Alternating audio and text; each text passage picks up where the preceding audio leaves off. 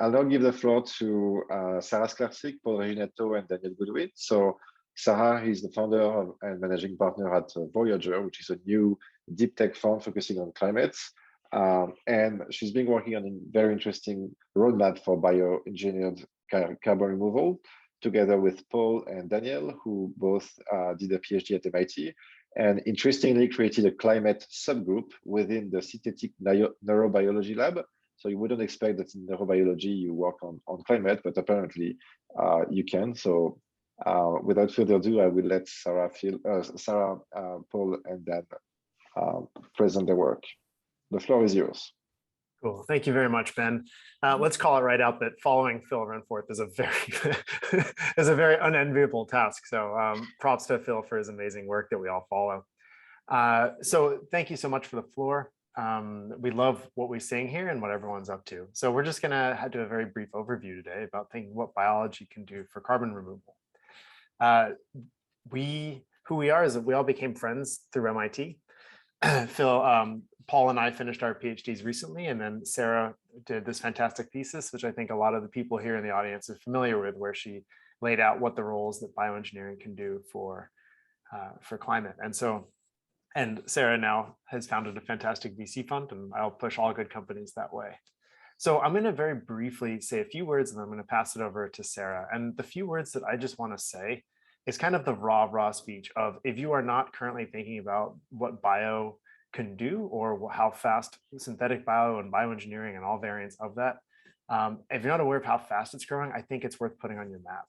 And so when we think about the 4 pillars that are just really worth understanding, when we talk about, oh, DNA sequencing is getting very cheap, what that means to us is that we can do very high throughput experimentation and try millions of different variants.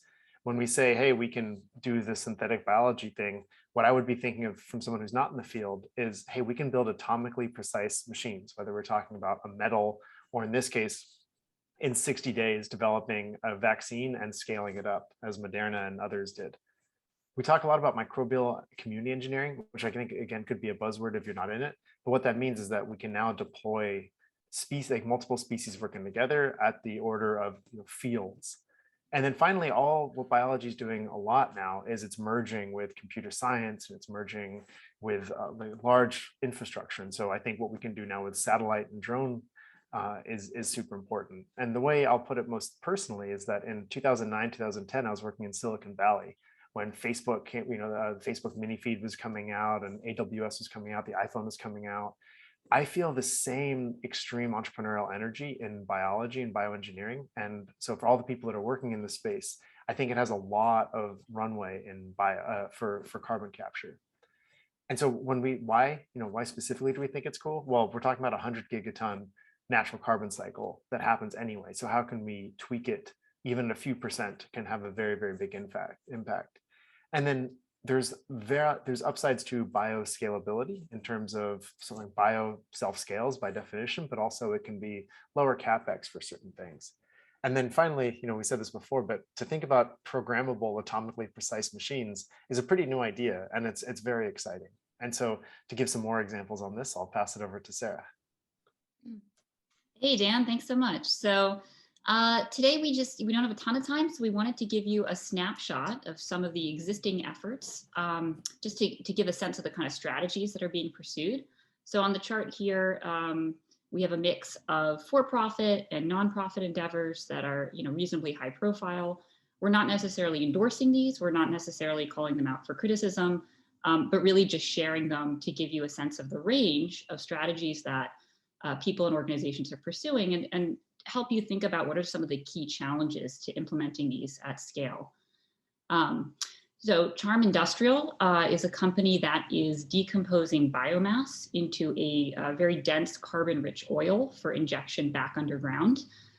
Typically, this looks like, say, crop waste that is run through a pyrolysis process. Some upsides here are potential byproduct is green hydrogen production, verifiable sequestration. Some open questions are, how do you scalably and sustainably source biomass? And how do you make sure that you're doing that in a way that's not in conflict with the use of land and biomass production for critical applications, say food production? And then also thinking about any of these strategies that involve biology getting to, say, gigaton scale. At that point, you really have to think about the full life cycle of what you're doing, and specifically things like, are you sequestering limiting nutrients like phosphorus deep underground and really pulling them out of the sort of agricultural and biological cycles, in which case you might end up depleting soils. So really just something to think about and really understand what the impact would be so that it could be avoided or moderated. The Southern Lab is investigating whether rock weathering, weathering of silicate rocks, can be enhanced by encouraging the growth of naturally occurring bacteria that already do processes of rock weathering. And this really accomplishes CDR by mineralizing CO2 in the form of carbonates. And unfortunately, we don't have a ton of time to go into the metabolic pathways at play here, but there's really interesting different pathways that microbes use to both generate acid that breaks down rock and also encourage the formation of carbonates. So some questions here are, how scalable is this outside of mines and mine tailings, and also making sure it truly is additional and you're not necessarily just speeding up processes that would be happening anyway. The Harnessing Plants Initiative through the Salk Institute is trying to increase the production of carbon-rich molecules in the roots of plants that break down very slowly and persist for a long time in the soil. Specifically, they're focused on a molecule called suberin. Some open questions here are, how well do we understand biological recalcitrants? And how well do we understand the soil conditions that actually promote the persistence or the degradation of these kinds of molecules in the soil? And also making sure that these efforts are not in conflict, again, with land use for food production. Next slide, please. And then just to dive a little deeper on a couple other examples. So Running Tide is a company that is pursuing the large-scale farming, the large-scale production in the ocean of macroalgae, with the idea that you could sink those algae to the bottom of the ocean, where the biomass will be locked away for, say, 1,000 years plus. Advantages there are, you're not in conflict with land use for agricultural or other purposes. You don't need to use fresh water, potentially low capex and scalable. So open questions here are, what is the effect of this biomass if you do sink it to the bottom of the ocean in large quantities, the effect on the ecosystems down there. If the biomass degrades at the bottom of the ocean, is it producing methane or sort of other molecules that could be an issue? How well can we scale macroalgae production in nutrient poor regions of the ocean? And do we need to add or enhance the nutrient availability? Again, we have the question of, are we sequestering limiting nutrients like phosphorus at the bottom of the ocean? And then, an open question is, you could do this strategy without bioengineering any algae, but you could also potentially look at bioengineering algae to say, uptake nutrients better or use nutrients more efficiently and hence grow faster and in larger quantities. Indigo Ag is a company that's trying to create a carbon marketplace for farmers to encourage them and really to pay them for agricultural practices that store more carbon in the soil. Some very big open questions here are, how do you design an efficient carbon marketplace that can do this? And how do you make sure that there is both initial and ongoing monitoring and verification of any carbon storage that may be happening? How do you really establish a ground truth, particularly establishing a baseline in soils that are heterogeneous, where the chemistry of the soil in one area might be completely different from 100 feet downfield. And then, of course, the ongoing monitoring to make sure that there is some meaningful measure of permanence that is established.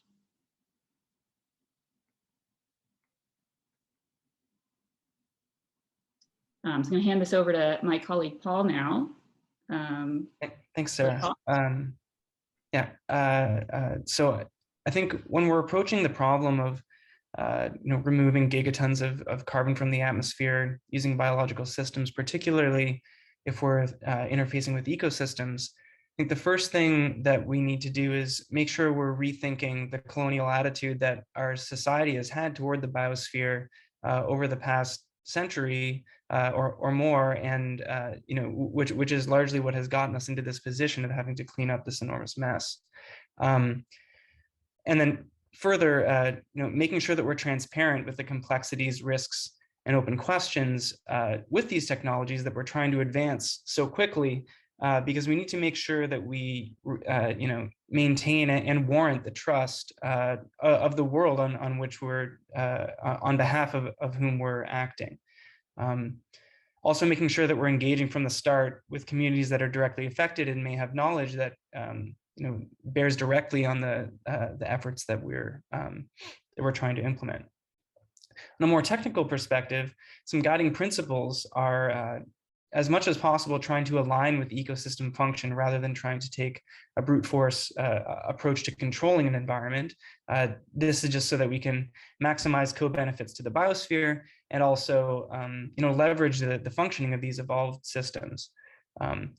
Paying attention to land constraints is very important. So not just thinking about how much carbon can we sequester on this land, but what is the role of this land in the larger bioeconomy? And how does this usage fit into the larger economy? Paying attention, like Sarah mentioned, to co-sequestration of elemental nutrients, I think is very, very important and needs more attention in discourse. So for example, if you're sinking algae to the bottom of the ocean, how much phosphorus, how much nitrogen, which are limiting nutrients, are you sequestering per unit of carbon? And how does that quantity compare to the fluxes of those nutrients in those ecosystems?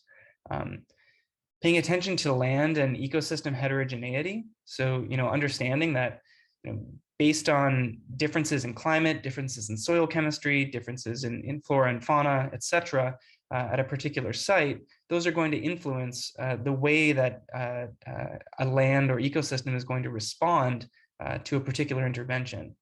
And then finally, paying close attention to the robustness of our storage methods in the face of land use changes, or even more concerningly, climate changes. So if you're sequestering soil and carbon, what happens when, if you're sequestering carbon in soil, what happens when the climate changes in the environment around that soil system? Does the carbon just go right back up into the atmosphere? Next slide, please.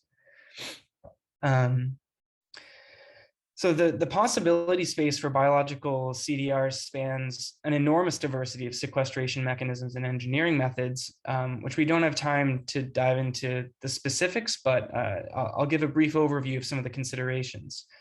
So again, for methods interfacing with ecosystems, here we're talking about reforestation, afforestation, things like growing macroalgae, any type of agriculture I think we should be thinking of as ecosystem engineering. We need to really think about land use, think about the big picture, like I was saying before.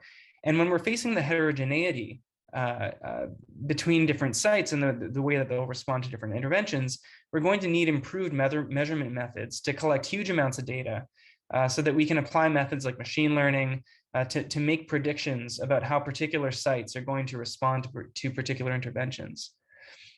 Organism engineering via synthetic biology is applicable in principle to all of these methods. But it's important to recognize that many of the efforts will involve organisms that are new to synthetic biology.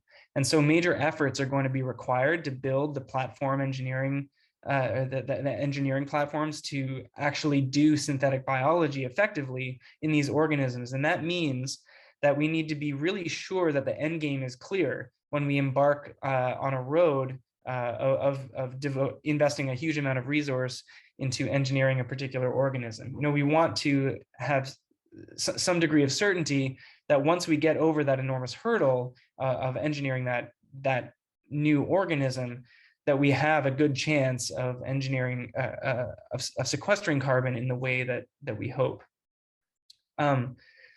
Anything involving soil or biomass has potential, sequestering carbon in soil or biomass has potential for major upsides or downsides to ecosystems, and also may have uncertainty in the face of changing climate and land use. And so in the framework that we're thinking about, soil or terrestrial biomass needs to account for what's going to happen to that carbon when the climate changes. And finally, if we're thinking about sequestering carbon in materials like wood or bioplastics, there's a lot of potential there. And also, these methods are quite verifiable and are maybe economically viable due to markets for those materials. They're also limited by those markets. And again, we need to be clear on the land use economics of the feedstocks that we're using to produce these materials. I encourage people to look at the Energy Transitions Commission report recently on bioresources for consideration of the use of different land for different applications. Next slide, please. So we've identified a number of priority areas for biological CDR. And based on time, I'll go over 3 that I think might be helpful for people to hear about. So recalcitrant biomass is a hot topic these days. This typically means producing plant biomaterials like suberin, lignin, some soil components that are slow to decay and thus accumulate, storing carbon. There may be a lot of potential here, but the engineering to control production of these compounds is not fully established. And so we really need to invest in developing those methods. And perhaps most importantly, we need to settle the science on recalcitrant biomass. There is hot dispute over whether there really are recalcitrant biomaterials that decay slowly enough to store carbon, or whether that's just the wrong way to think about soil carbon stocks. So I just want to put that on the radar of everyone here, that we really need to settle that scientific dispute as fast as possible, because a lot of methods that are proposed are making assumptions there. Relating back to Professor Renforth's discussion of enhanced weathering, there may be enormous potential to use organisms to speed up weathering. Organisms are known to facilitate all of the underlying mineral processes involved in weathering, but the mechanisms, the biological mechanisms are drastically understudied relative to their potential importance. So we need to build the platforms to discover, screen, and engineer these biological mechanisms, and also we need detailed assessment of what the feasible scaled technologies and their costs would look like involving organisms in mineral weathering. Finally, I'll mention photosynthetic microbial agriculture, which has potential to free up an enormous amount of land that could be devoted to carbon sequestration. Photosynthetic microbes like cyanobacteria can grow orders of magnitude faster than plants, which means that biomass can be produced faster. And it also means that the design build test cycle for modified microbes is substantially faster. Food production using these microbes has potential to reduce land and water use by orders of magnitude for that portion of food that is produced using that method.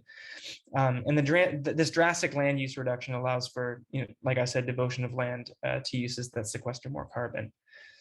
So for this, we need to focus on developing the synthetic biology methods for these organisms to improve their industrial traits, and also develop the metabolic engineering methods to produce key food products like oils, for example. A colleague of ours, Max Schubert, postdoc in the Church Lab, is doing really exciting work on this front, and it would be great to see a more robust community forming around that sort of effort. So now I think we'll open up to questions and comments. Absolutely. And of course, feel free to reach out if you'd like to follow up with any of us. Thank you so much, Paul, Dan, and Sarah. That was brilliant. So we'll take a couple of questions. So there's a question from Rohit. I mean, you partly answer, but which is basically simply like, what are the ways in which we can impact and mitigate emissions from the natural carbon cycle? I don't know who wants to answer this one. Yeah, I mean, there are a lot of ways, choosing how we're going to prioritize the management of land, to try to conserve land that is most likely to sequester carbon, and also most likely to maintain that sequestered carbon in the face of changing climate. Also trying to reduce land use such that we can actually devote land to allowing it to be in a natural state, which does naturally sequester a lot of carbon. And then also just making sure that we are developing the tools necessary to actually monitor the health of ecosystems and the state of ecosystems so that we can make effective predictions about what's going to happen with them, I think are a few quick thoughts on that. Awesome. Then there's a question from Robert who asks about the link, like basically the question regarding phosphorus and macroalgae. Can you expand on that and how it could be a problem? Where does the phosphorus come from when growing algae? I think, Sarah, it was you. Yeah, kind of like the concept of peak oil, but very, very different. There's a concept of peak phosphorus in that, which really refers to the idea that we mine phosphorus. So it's an element, but in concentrated form that's kind of easy to grab out of the ground. It actually doesn't exist that many places in the world that we know of. So most of the world's phosphorus, which is, you know, a critical nutrient needed for agriculture, is mined in, I think, Morocco, something like 80% of it. And there's kind of this notion that we may run out in like 50 years. Don't want to go too far into that, but the point is, if we extract phosphorus from farmland and sort of lock it away in the deep ocean or underground, we may be actually depleting phosphorus resources. So that actually, you know, scaled up to gigatons or tens of gigatons per year of carbon removal could actually be a problem. So it's very much worth thinking about now and making sure that we're not setting ourselves up to do that. I'm personally much less concerned with nitrogen in that the world is full of nitrogen. The air is mostly nitrogen. It's just a question of fixing it out of the air. And we're now coming up with carbon neutral ways to do that, either through sort of renewable energy driven solution processes or even microbes that fix nitrogen out of the air. So not necessarily a solved problem, but solvable problem, whereas the phosphorus is, I think, more of a kind of hard baked problem that we need to you know, make sure that we're setting ourselves up for sustainability on.